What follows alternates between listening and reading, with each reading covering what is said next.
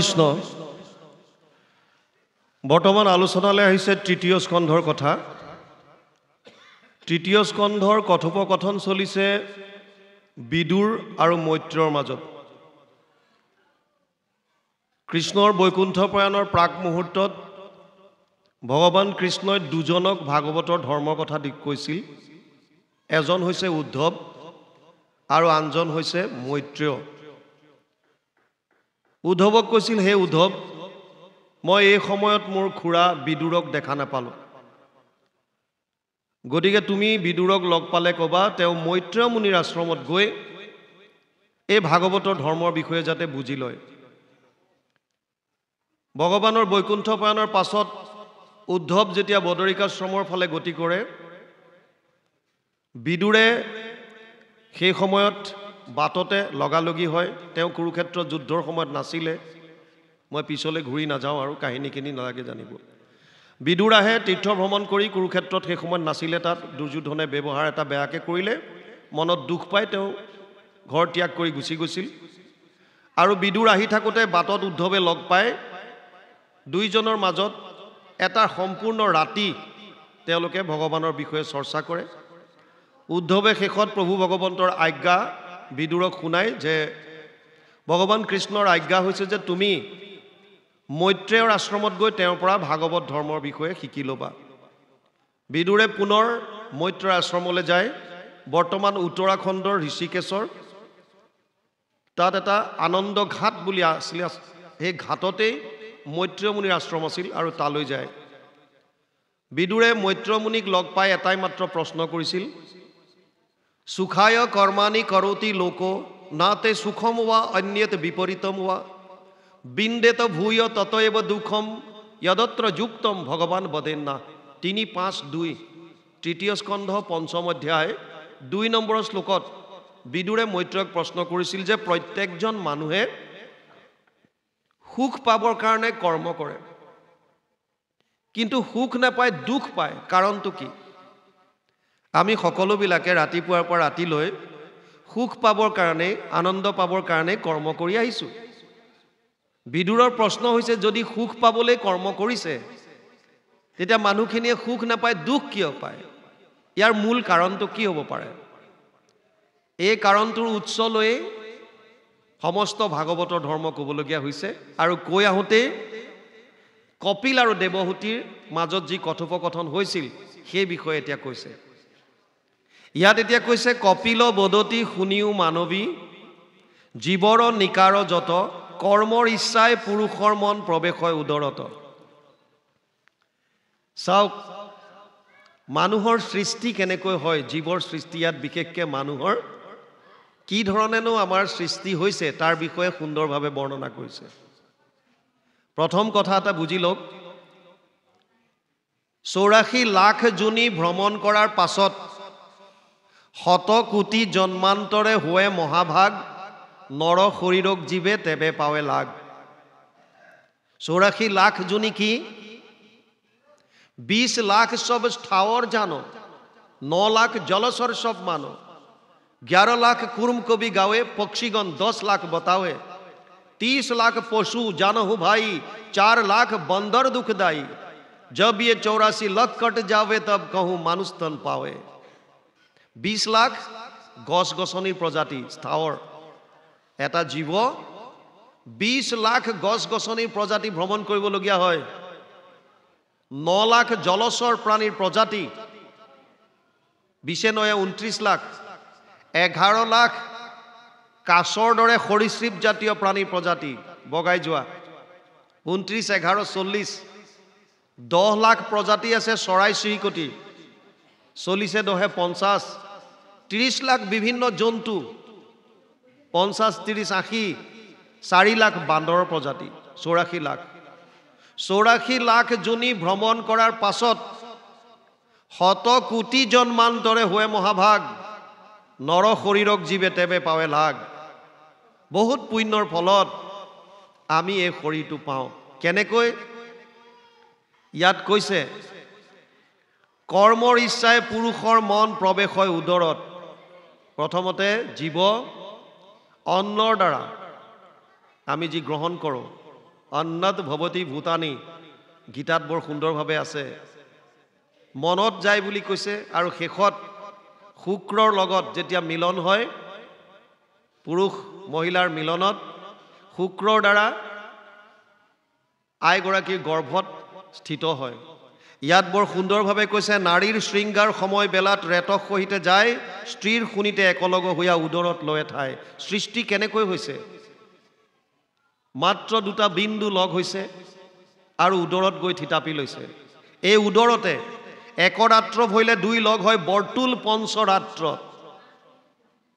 এটা ৰাতিত দুইটা লগ হোৱাৰ পাছত 5 ৰাতিত অকণমান ডাঙৰ হৈছে, বগৰীটোৰ নিচিনাকৈ অকণমান জাষ্ট টান হৈছে, হাৰ্ড হৈছে। লাহে লাহে 10ম দিনত কঠিন হোৱাই বদৰী ফলৰ মতো 10 দিনৰ দিনা ই অকণমান টান হৈছে, বগৰী গুটিটোৰ দৰে সমান হৈছে। পাছে 2 মাহে শিৰ বাহু আদি ভিন্ন হোৱা অংগ ছয়, 3য় মাহত লোম আদি নখ চিহ্ন লিংগ উপজয়। কেনেকৈ জীৱটো ইয়াত মানুহৰ শৰীৰত সন্তানটো কেনেকৈ বৃদ্ধি হৈছে, চিকিৎসা বিজ্ঞানৰ সম্পূৰ্ণ কথা ভাগৱতৰ মাজত ইয়াত দিছে। 3য় স্কন্ধত জীৱৰ সৃষ্টি কেনেকৈ, আৰু আমি এবাৰ সুধিছিলোঁ এয়া কথা, একদম এনেকৈ হয়। আল্ট্ৰাচাউণ্ড কৰিলে গোটেই তেনেকৈ দেখা পায়। বিজ্ঞানে প্ৰমাণ কৰিছে ইয়াত যি লিখা আছে চব সত্য। 5 মাহলৈকে সন্তানৰ চৰ্ম নাহে, কেৱল লিংগবিলাক অংগ প্ৰত্যংগবিলাক তেওঁৰ জাষ্ট গঠন হৈছে। 6 মাহতহে, 6 মাহ ভৰিলে জাল যেন চৰ্মে বেৰ হয় তাৰ অংগত। 6 মাহতহে ছালবিলাক আহে। এতিয়া আপোনালোকে চাওক, গৰ্ভত যেতিয়া সন্তান এটা থাকে, মাকে যেনেকুৱা খাদ্য গ্ৰহণ কৰে, এই সম্পূৰ্ণ খাদ্য নাড়ীডালৰ দ্বাৰা, আপ্যায়নী নাড়ীৰ দ্বাৰা এই সন্তানটোৰ শৰীৰত পৰে।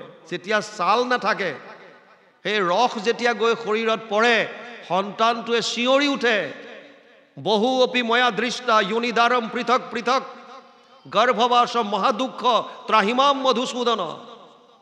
হে প্ৰভু, হে মধুসূদন, মোক ৰক্ষা কৰা। এই গৰ্ভত থাকি থাকি মই বহুত কষ্ট পাইছোঁ। বিভিন্ন গৰ্ভত মই ভ্ৰমণ কৰিলোঁ, অতি কষ্ট। অকণমান ইউটেৰাছ গৰ্ভাশয় 10 মাহ 10 দিন তেনেকৈ সন্তান থাকিব লাগে, চিধা হ'ব নোৱাৰে, বেকা হৈ মূৰটো তললৈ কৰি ভৰিকেইটা ওপৰলৈ দি। কিমান কষ্ট! তেনেকৈ 10 মাহ 10 দিন সময় থাকিবলগীয়া হয়। তাকো মাকে যেনেকুৱা ধৰণৰ খাদ্য খায়, এই সমস্ত খাদ্য সন্তানটোৱে গ্ৰহণ কৰিব লাগে। ইয়াত কৈছে, আপ্যায়নী নামে নাৰী গোট তাৰ নাৰীত হৈ আছে বন্ধ, স্ত্ৰীৰ আন্তত সেহি মতে সিটো নাৰীৰ আছে সম্বন্ধ। সেহি পথে যায় অন্নপানৰ ৰস, মাতৃয়ে যত ভুঞ্জয়, তাত হন্তে সিটো চৱালৰ দেহ প্ৰতিক্ষণে বাঢ়ি যায়। গাঁৱৰ বিষত প্ৰতিক্ষণে আতি প্ৰাণ হৈ অন্তৰ্গত, দুখীয়া জীৱৰ শুনিও কো আৰু দুখ হৈ যেনমত। যি খায়, আমাৰ ফালে আকৌ গৰ্ভৱতী অৱস্থাত মহিলাসকলৰ জ্বলা টেঙা খোৱাৰ ইচ্ছাটো বেছি। প্ৰায়বিলাকে কয় জ্বলা খাবলৈ মন গৈছে, টেঙা খাবলৈ মন গৈছে। আকৌ মাকৰ ঘৰলৈ পঠিয়াই দিয়ে, মাকে যি মন যায় তাকে দিয়ে। আৰু গৰ্ভৱতী মহিলাগৰাকীয়ে যেতিয়া জ্বলা বা টেঙা গ্ৰহণ কৰে, তাৰ ৰসটো গৈ ডাইৰেক্ট শিশুটোত পায়। এবাৰ এজনে কৈছিল, শিশুটোৱে গৰ্ভতে বোলে চিন্তা কৰি থাকে, মাও তই এতিয়া যিমান জ্বলা টেঙা খুৱাইছ মোক খুৱাই থাক, এবাৰ মাত্ৰ বাহিৰলৈ ওলাবলৈ দে, এবাৰ মাত্ৰ মোক বাহিৰলৈ ওলাবলৈ দে, মই সুতৰ লগত জ্বলা টেঙা সম্পূৰ্ণ ঘূৰাই দিম। সেইকাৰণে বহুত ল'ৰা ছোৱালীয়ে মাক বাপেকক জ্বলা টেঙা সম্পূৰ্ণ খুৱাই দিয়ে। গৰ্ভত থকা সময়খিনি আপোনালোকে কেনেকৈ চলিছে, গৰ্ভত থকা সময়খিনি কেনেকৈ আছে, ইয়াৰ আপোনালোকে কেৱল ভাগৱত কাহিনী আকাৰে পঢ়ি থাকিলে একো নাপায়। ইয়াৰ পৰা কি লৈছোঁ আমি? প্ৰহ্লাদে 5 বছৰ বয়সত দৈত্য শিশুসকলক ভাগৱতৰ ধৰ্মৰ কথা কৈ আছে। কেনেকৈ সম্ভৱ? কেনেকৈ সম্ভৱ হ'ব পাৰে 5 বছৰীয়া ল'ৰা এটাই ভাগৱতৰ ধৰ্মৰ কথা দৈত্য শিশুসকলক কৈ আছে? দৈত্য শিশুসকলে সুধিছিল, হে প্ৰহ্লাদ, তুমি ইমান কথা কেনেকৈ জানা? আমাক দেখোন সন্দামৰ কয় এইবিলাক শিকোৱাই নাই।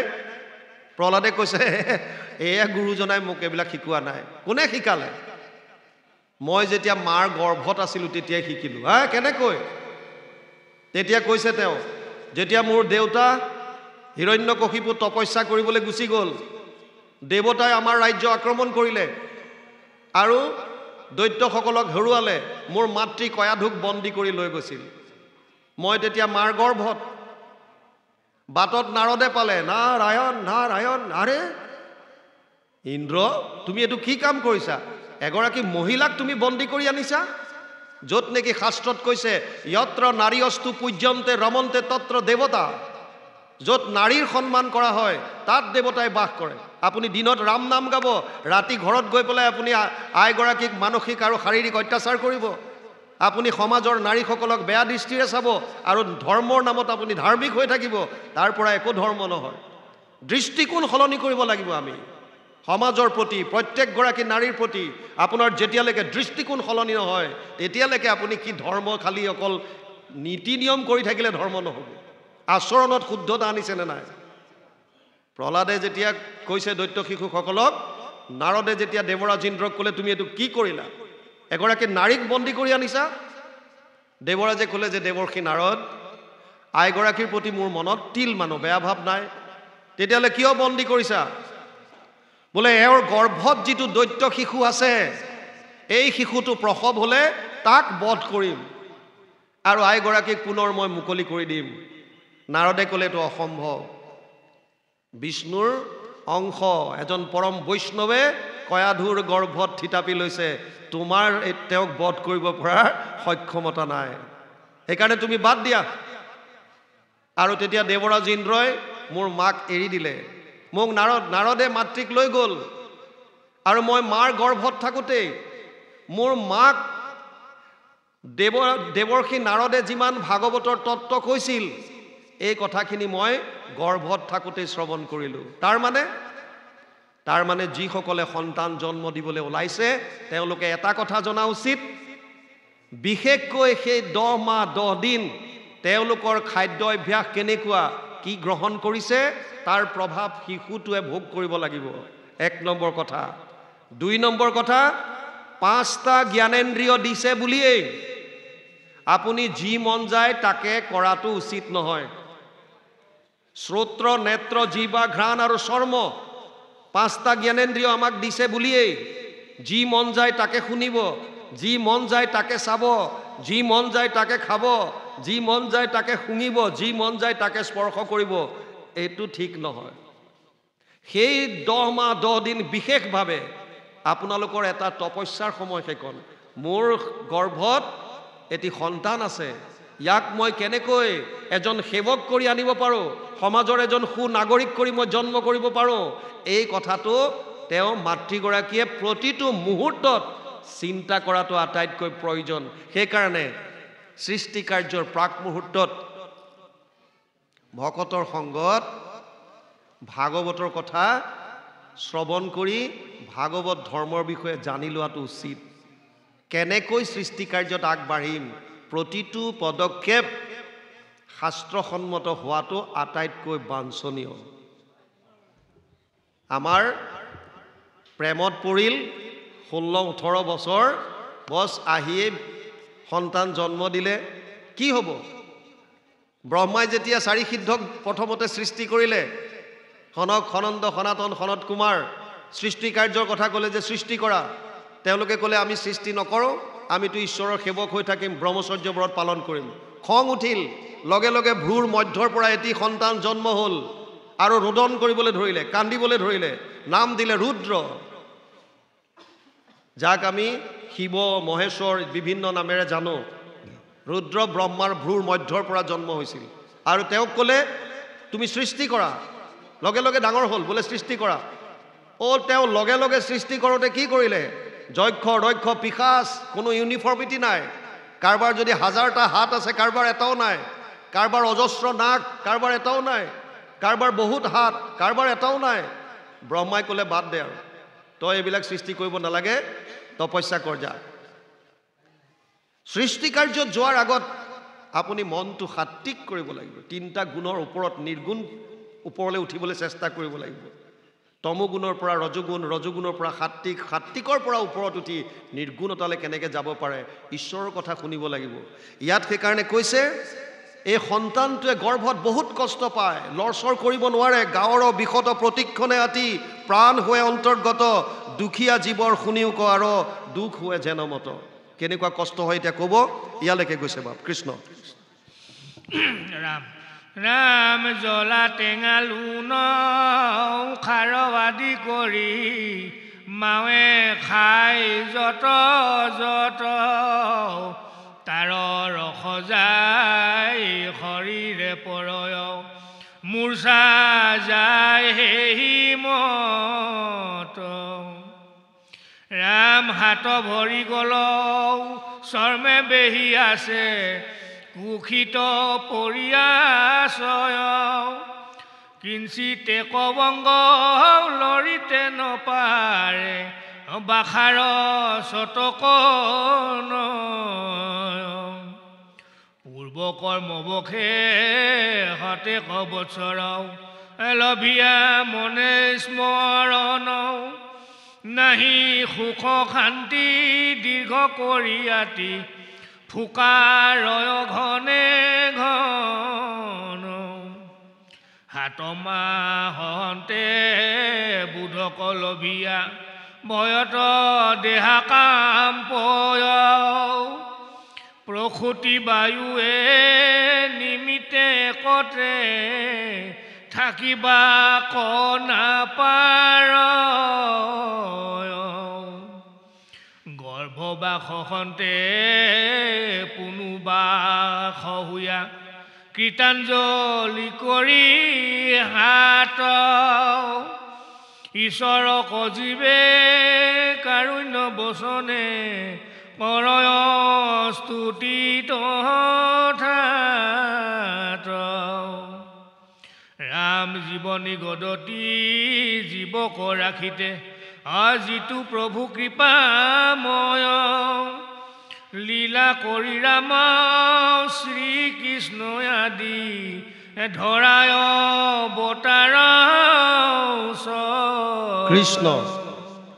পদে কৈছে জ্বলা টেঙা লোণ খাৰ আদি কৰি মাৱে খাই যত যত, তাৰ ৰস যায় শৰীৰে পৰয়, মূৰ্ছা যায় সেই মত।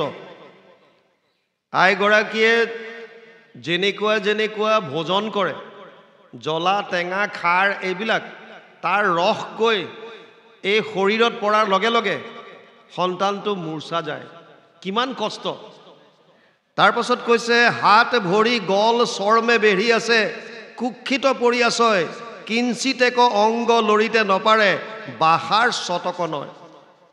যেনেকৈ এটা চৰাই বাঁহত চৰাই এটা সুঙুৱাই দিয়াৰ পাছত ই মুক্তভাৱে ওলাব নোৱাৰে, তাৰ ভিতৰতে চটফটাই থাকিব লাগে, তাতকৈ সৰু গৰ্ভাশয়, লৰচৰ কৰিব নোৱাৰে, তাতেই সোমাই থাকিবলগীয়া হয়।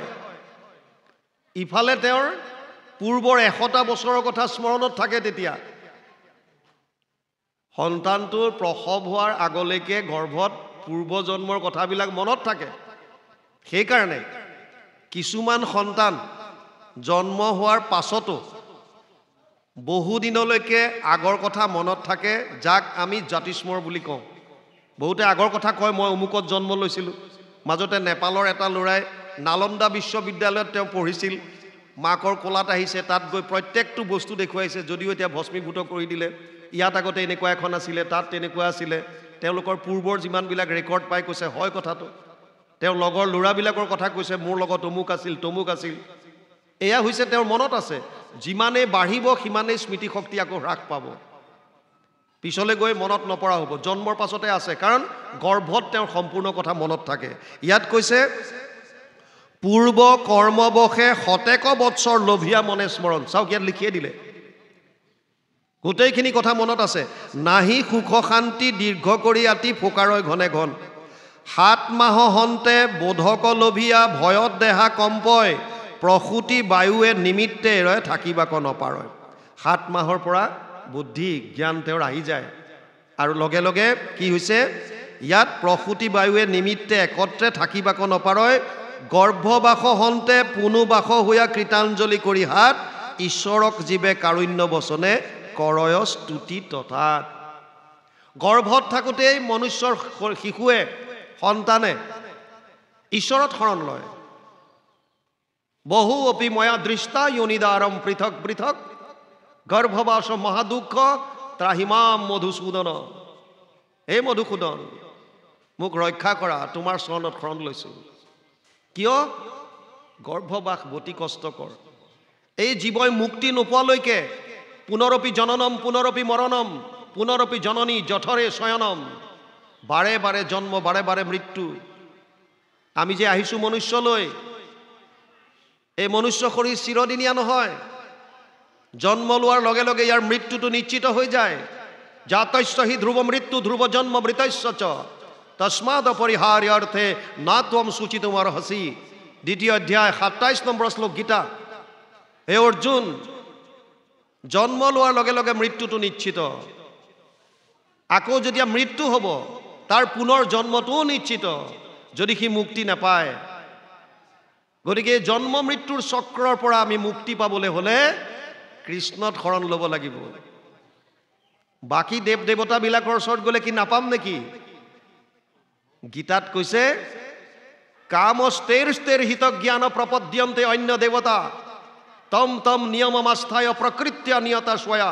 7ম অধ্যায় 20 নম্বৰ শ্লোক গীতা। হে অৰ্জুন, যিবিলাকৰ কামনা বাসনাৰ দ্বাৰা জ্ঞান অপহৰণ কৰি লৈ গ'ল, তেওঁলোকে অন্য দেৱ দেৱতাৰ ওচৰত গৈ পূজা পাতল কৰে। কিয়? ভোগবাদৰ বস্তু বিচাৰি, মোক অমুকটো দিয়া, তমুকটো দিয়া, তমুকটো দিয়া।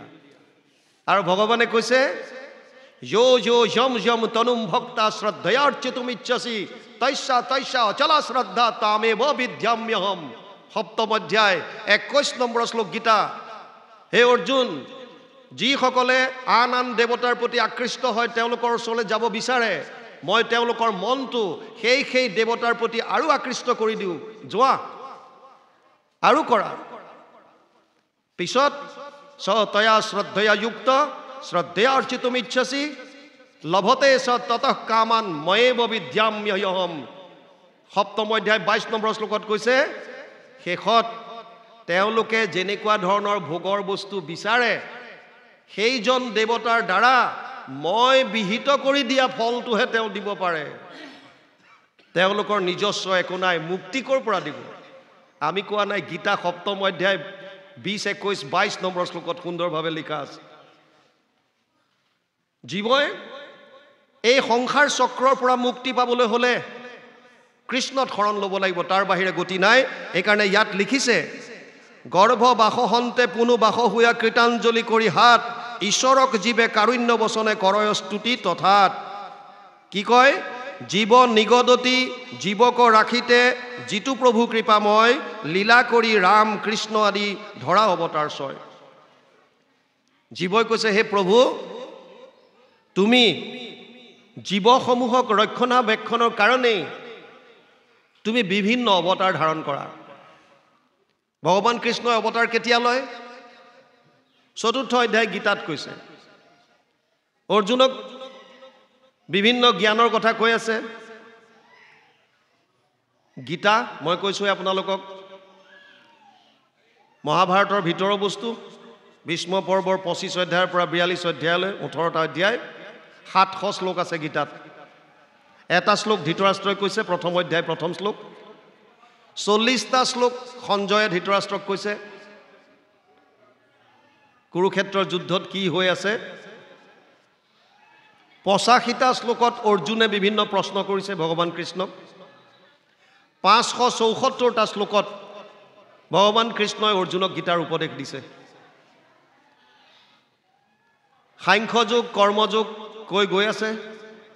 4ৰ্থ অধ্যায়ত ক'লে হে অৰ্জুন, মই তোক যিবিলাক জ্ঞান দিছোঁ, এই জ্ঞানবিলাক আগতে মই সূৰ্যক দিছিলোঁ। ইমম বিবস্বতে যোগম প্ৰোক্তবান হম অব্যয়ম বিবস্বান মনুৱে প্ৰাহু মনু ইচ্ছাকোৱে অব্ৰবীত এবং পৰম্পৰা প্ৰাপ্তম ইমম ৰাজৰ্ষয়ু বিদু সকালে নেহ মহতা যোগনস্ত পৰম তপ। 4ৰ্থ অধ্যায় 1ম আৰু 2য় শ্লোক গীতা।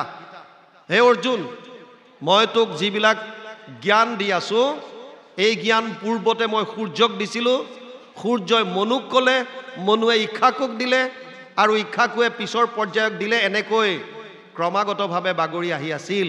কিন্তু কালৰ সোঁতত এই জ্ঞানবিলাক নষ্ট হ'ল। সেইকাৰণে মই পুনৰ তোক আজি সেই জ্ঞান ক'ম। অৰ্জুনৰ মনত সন্দেহ হ'ল যে কৃষ্ণ আৰু মই একে লগৰ, আৰু ভগৱান কৃষ্ণইনো কেনেকৈ সূৰ্যক লগ পালে ইমান আগত? আমি হৈছোঁ দ্বাপৰৰ, আৰু আদিত্যক লগ পাইছোঁ বুলি কৈছে, মই বিৱস্বত মনুক লগ পাইছে, কেনেকৈ সম্ভৱ? সেইকাৰণে অৰ্জুনে প্ৰশ্ন কৰিলে, অপৰম ভৱতু জন্ম পৰজন্ম বিৱস্বত কথম এতৎ বিজানীয়ম ত্বম আদৌ প্ৰোক্তৱান ইতি। ৪ৰ্থ অধ্যায় ৪ নম্বৰ শ্লোক গীতা। হে সখা, তুমি কৈছা যে তুমি সৃষ্টিৰ আদিত সূৰ্য ভগৱানকে জ্ঞান দিছিলা, কিন্তু তোমাৰ জন্মটো এতিয়া হৈছে অপৰম ভৱতু জন্ম, তোমাৰ জন্ম এতিয়া হৈছে মানে মোৰ লগত, আৰু পৰজন্ম বিৱস্বত, বিৱস্বতৰ বহুত আগতে জন্ম হ'ল। কেনেকৈ মই মানি ল'ম যে তুমি কৈছিলা বুলি? তেতিয়া ভগৱান কৃষ্ণই তেওঁৰ অৱতাৰৰ বিষয়ে কৈছে। ভগৱান কৃষ্ণই কৈছে, বহুনি মে ব্যতীতানি জন্মানি তব চা অৰ্জুন তানি অহম বেদ সৰ্বাণি না ত্বম বেত্থ পৰম তপ। ৪ৰ্থ অধ্যায় ৫ নম্বৰ শ্লোক গীতা। হে অৰ্জুন, তোৰে মোৰে আগতেও বহুতবাৰ জন্ম হৈছে, তোৰ সেইবিলাক জন্ম মনত নাই, কিন্তু মোৰ চব মনত আছে। মই অজু অপিশন অব্যয়ী আত্মা ভূতানাম ঈশ্বৰ অপিশন প্ৰকৃতিশ্যাম অধিষ্ঠায় সম্ভৱামি আত্মমায়া। ৪ৰ্থ অধ্যায় ৬ নম্বৰ শ্লোকত কৈছে, যদিও মই অজ, যদিও সকলোৰে কাৰণে ঈশ্বৰ, তথাপিও মই ভকতৰ ৰক্ষাৰ কাৰণে যোগমায়াৰ আশ্ৰয় কৰি বিভিন্ন অৱতাৰ ধাৰণ কৰোঁ। কেতিয়া? যদা যদা হি ধৰ্মস্য গ্লানিৰ্ভৱতি ভাৰত অদ্ভুত্যানম অধৰ্মস্য তদাত্মানম সৃজম্যহম পৰিত্ৰাণায় সাধূনাম বিনাশায় চ দুষ্কৃতাম ধৰ্ম সংস্থাপনাৰ্থায় সম্ভৱামি যুগে যুগে।